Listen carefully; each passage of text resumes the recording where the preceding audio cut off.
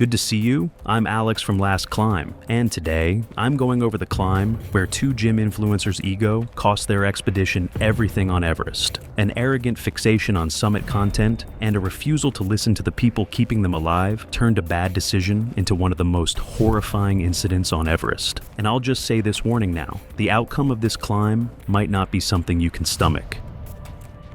It was April 22nd, 2017, and the afternoon sun had turned Everest Base Camp into a gray slush field that swallowed boot soles with every step. The temperature hovered just below freezing, mild enough under direct sun that climbers moved between tents without down jackets, their breath still visible at 17,600 feet, with gusts strong enough to snap the prayer flag strung between cairns, but not strong enough to discourage the dozens milling between tent clusters. The camp sprawled across the Khumbu Glacier's terminal moraine, in loose formations organized by Expedition Company, each cluster separated by uneven ice and the invisible boundaries of logistics contracts. Cooking smoke drifted between mess tents. Generators kicked on intermittently. Among the new arrivals that afternoon were Shea Lucero and Jenna Holt, 27 and 26 years old, respectively, both from San Diego. They emerged from the trek with matching jackets bearing the logo of their fitness brand, a company they had co-founded 3 years earlier that had grown from a garage supplement operation into a social media empire. Shea's Instagram following sat at 1.2 million. Jenna's was slightly smaller at just over 800,000.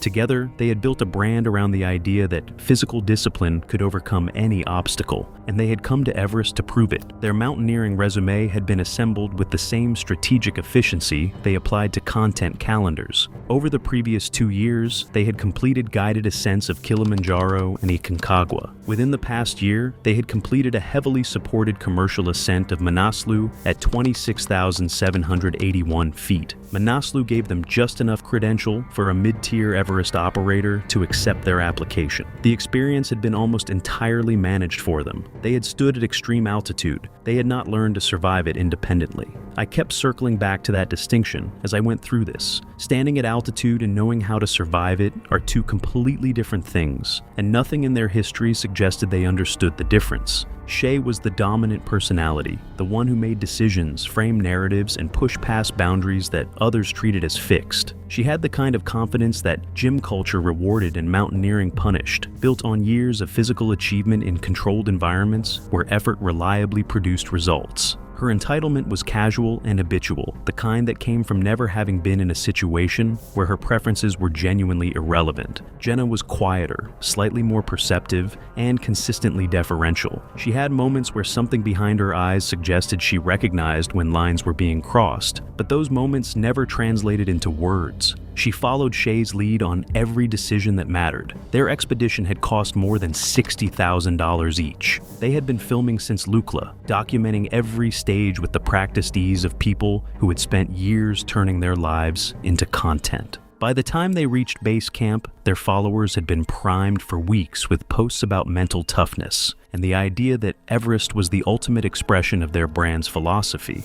Their assigned lead Sherpa was Chewang Nuru, a 41-year-old from Tam Village in the Khumbu Valley. Chewang had summited Everest 14 times across 15 seasons, beginning as a rope fixer and load carrier at 19, before graduating to guiding clients in his mid-20s. He was known across expedition companies as one of the most patient guides working at high altitude, the kind of Sherpa who remembered every client's name, checked on struggling climbers from other teams, and carried extra weight without being asked or acknowledged. He supported his elderly parents, his wife, and 3 children, ages 8, 12, and 15, on seasonal guiding income. His oldest was preparing for school exams the family had been saving years to afford. 14 summits, 15 seasons, a family counting on every paycheck. I need you to hold on to those numbers because they become the reason he doesn't do the one thing that could have saved his life. Chewang met Shea and Jenna on their first evening at base camp. He learned their names immediately,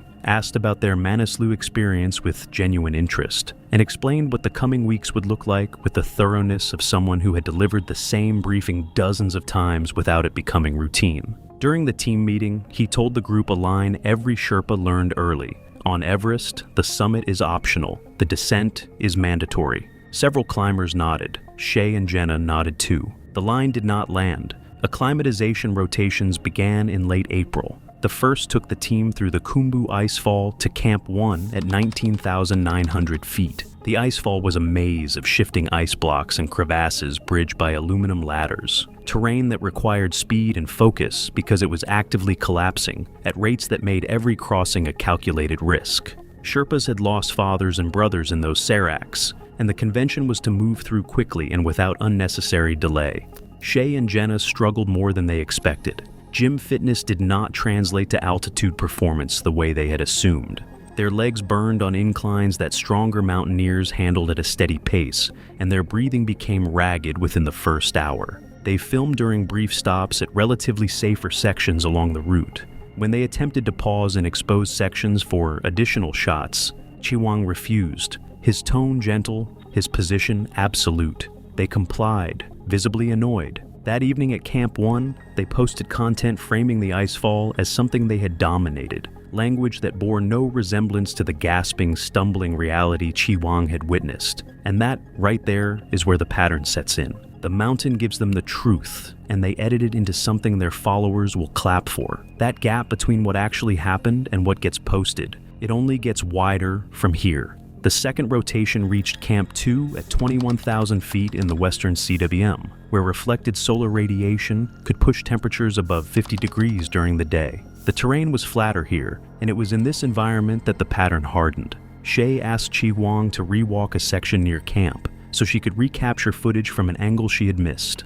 When he explained that retracing steps at altitude wasted energy, Shay responded with the breezy dismissal of someone who had never been required to take instructions seriously. She did not argue. She simply did not process the advice as relevant to her. Their content from the rotation referred to Chiwang as "our guy" rather than by name. One post on Jenna's account showed the assistant Sherpa carrying an enormous load in the background, used without context. Comments from followers joking about the help. When another climber mentioned the post to Jenna at dinner, she laughed and said it was meant as a compliment. The post circulated among Sherpas at base camp through informal networks. Chiwang heard about them, but said nothing. "Our guy," that was Jenna's words, not Shay's. 14 summits, a family he's feeding, and that's what he gets filed under. She said it was a compliment. I think that's worse than if she'd said nothing at all. The third rotation climbed the Lhotse face to Camp 3 at 23,500 feet, a sustained wall of blue ice on fixed ropes where altitude began stripping away the illusion that fitness alone was sufficient.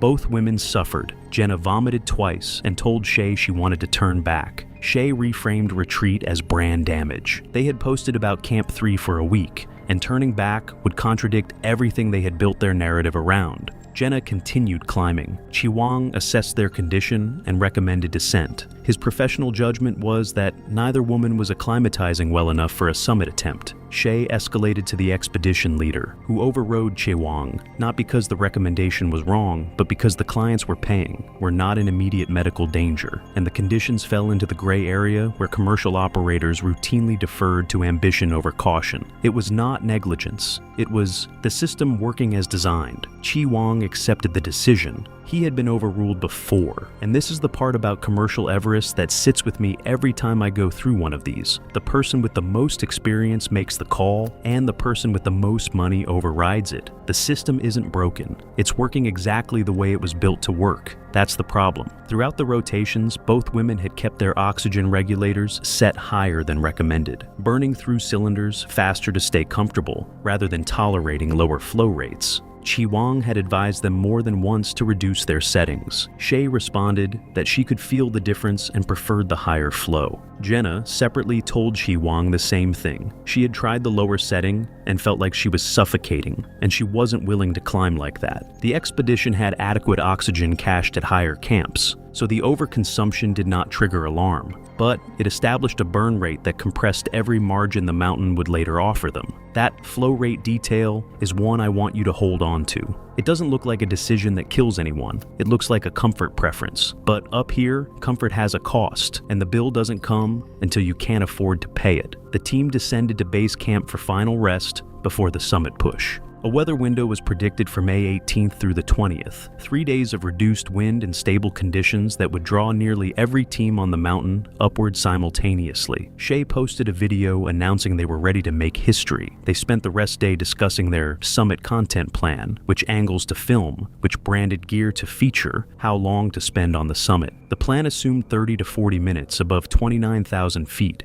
Chi Wang advised a maximum of 15. The summit was not a place to linger. Shea nodded at the advice. She did not adjust the plan. Hey, quick reminder, if stories like this hold your attention, consider subscribing. These mountains carry more history than most people realize. Now, let's get back to the mountain. The summit push began on May 17th. The climb from Camp 2 to Camp 3 was routine. They reached Camp 3 and spent a compressed night before continuing to Camp 4 on the South Col at approximately 26,000 feet, the death zone. The transition was immediate. Above 26,000 feet, the body began to break down in ways it could not fully recover from. The air held roughly a third of sea level oxygen. Thought processes slowed. Appetite vanished. Sleep became impossible. Both women struggled on the climb to the South Col. Jenna's pace dropped significantly. Shea pushed through on willpower and caffeine gels, consumed at a rate that suggested she was masking exhaustion. They arrived at Camp 4 later than planned, compressing the rest window. The South Col was a windswept plateau littered with the debris of decades.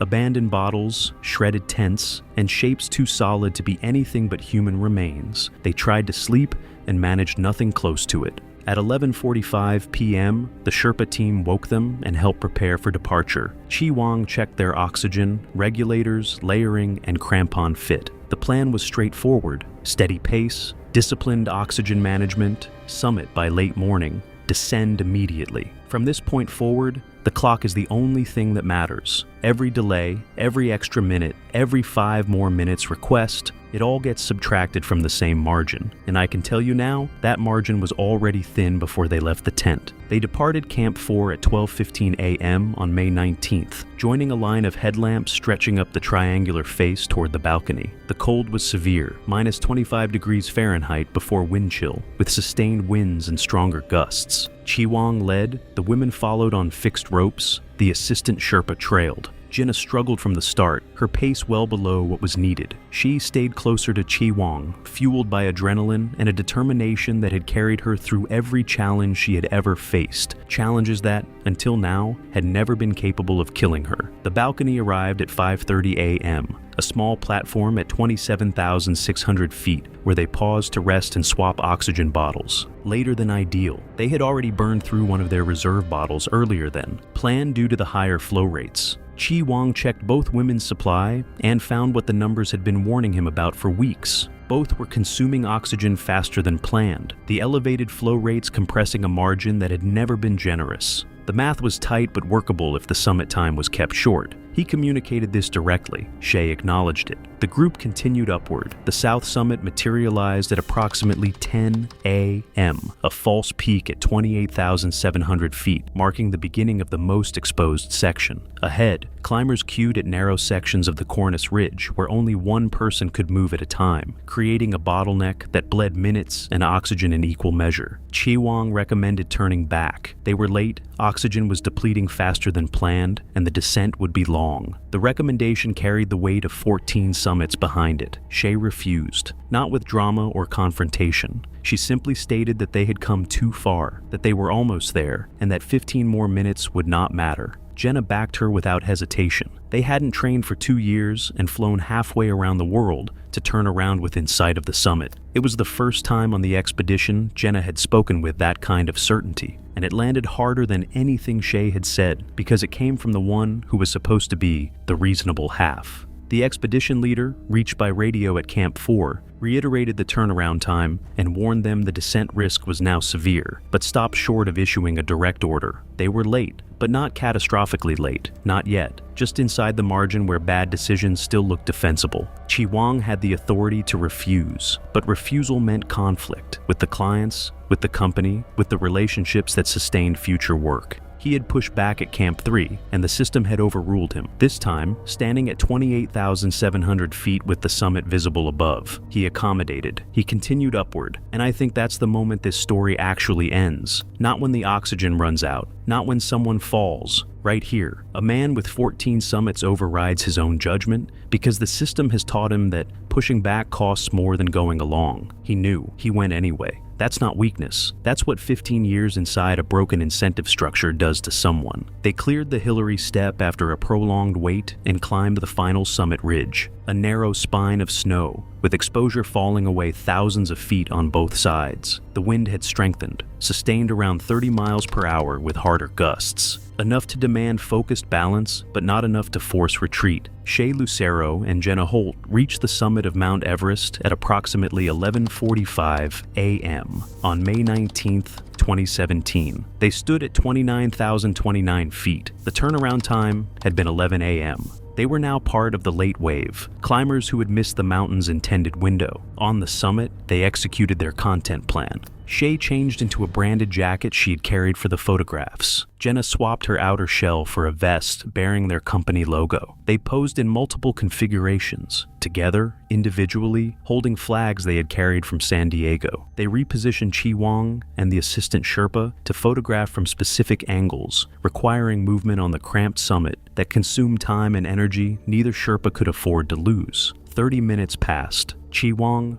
urged them to begin descending. Shea asked for 5 more minutes. When those 5 minutes ended and Chi Wang insisted again, it was Jenna who asked for another 5. She wanted solo shots for her own account, separate from the paired content they had already captured. The weather held just long enough to make each extension feel safe. 45 minutes on the summit, total. 45 minutes. Every protocol on that mountain says 15. Chi Wang told them 15, and they tripled it. Both of them, not just Shea, at 29,000 feet, burning oxygen they didn't have, so they could change jackets for a photo. I've sat with that number for a while now, and it still doesn't feel real. They began the descent at 12:30 p.m., 90 minutes past turnaround time. The Hillary step created an immediate bottleneck in the opposite direction. Climbers still ascending occupied the fixed ropes, forcing those descending to wait at exposed positions where wind cut through layering systems and altitude continued its quiet work. The delay cost another 30 minutes. Below the south summit, at approximately 28,500 feet around 2 p.m., Jenna stopped. Her movements had become uncoordinated over the previous 15 minutes, crampon placements imprecise, balance requiring the fixed rope for support rather than security. The oxygen failure was not one decision, but several compounding at once. The elevated flow rates maintained since the rotations, the late summit arrival, 45 minutes burning supply at 29,000 feet, and the bottleneck delays that bled reserves on the descent. Together, they had consumed every buffer the plan had built in. Chi Wang reached her within seconds and recognized the symptoms immediately. Severe hypoxia. He removed his own oxygen bottle and fitted it onto Jenna's regulator, a transfer he had made before on other expeditions, in other emergencies. It was what Sherpas did. The system expected it. Jenna's breathing steadied, but her coordination remained unreliable. The damage already done could not be reversed by flow alone. Chi Wang began descending without oxygen. He had done this before, but never this long into a push, and never this depleted. He gave away his air. After everything, after being ignored, overruled, reduced to our guy, worked past every limit he tried to set, he unclipped his own oxygen and handed it to the person who put him in that position. That's who Chewang Nuru was. And I'm not sure the people breathing his oxygen understood that, even then. At approximately 27,800 feet, around 3 p.m., Shea's oxygen reached critical levels. By this point, Chewang had already been without supplemental oxygen for nearly an hour, descending through the death zone on reserves that 14 seasons of acclimatization had built, but that even the strongest Sherpa physiology could not sustain indefinitely. The assistant Sherpa shared his own supply with Shea, leaving himself on minimal reserves. All 4 of them were now descending with grossly inadequate oxygen. Chi Wang's deterioration was methodical and visible. He had now spent critical hours descending without oxygen, far longer than was survivable in his exhausted state after a full summit push. His body began the shutdown that altitude imposed regardless of experience. His pace dropped first. His coordination followed. He missed a crampon placement on a straightforward section of fixed rope, then missed another. Fine motor function disappeared first, then grip strength, then the ability to operate his device on the fixed line. He continued guiding, he continued checking on the women, Even as his own body failed, the habits of 14 seasons persisted, glancing back, assessing movement, calculating distances. The patience that had defined his career held even as the faculties required to act on his assessments dissolved.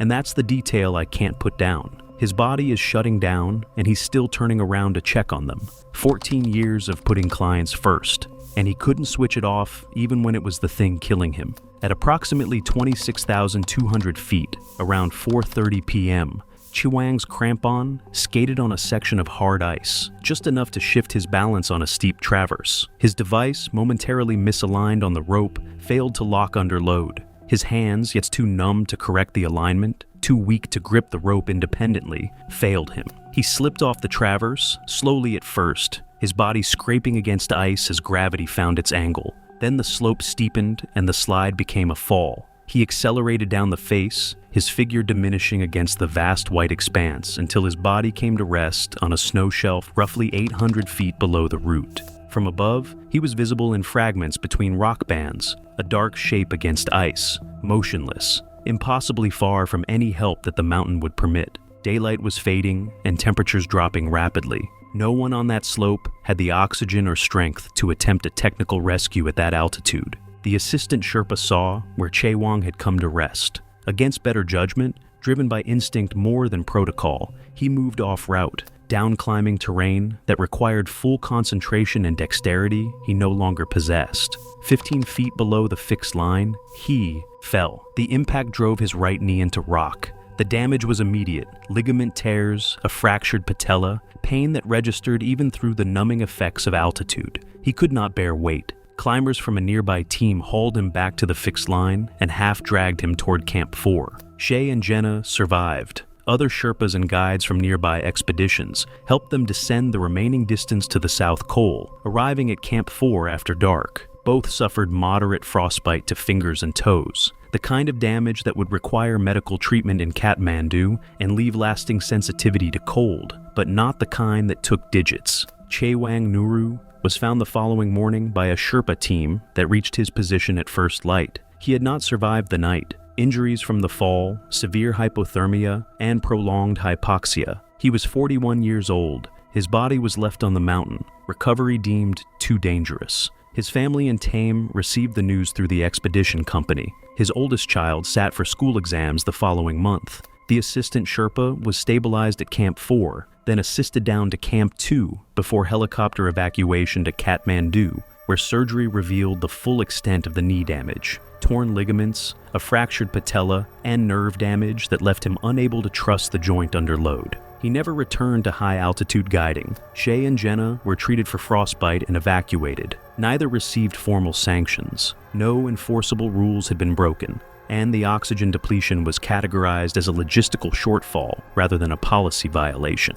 Within the Sherpa community, the conclusion was different. Chiwang's death was attributed to the oxygen deficit caused by his clients' overconsumption and their refusal to turn back. A conclusion no investigation formally recorded, but everyone on the mountain understood. Shay posted a tribute to Chiwang 3 days later, misspelling his name. The post received thousands of sympathetic comments from followers who had watched the expedition unfold through carefully edited content that bore no resemblance to what had happened above 26,000 feet. She never returned to mountaineering. Jenna deleted her social media accounts within a month of returning to the United States and has not spoken publicly about the expedition. And here's where I land after sitting with all of this. Chiwang Nuru spent 15 years keeping people alive on that mountain. He raised 3 children on what it paid him. He gave his oxygen away because that's who he was. Not because anyone asked him to be that person, but because he couldn't be anyone else. And the woman who needed that oxygen to survive couldn't even spell his name when she posted about his death. I don't have a clean way to wrap that up. I don't think there is one.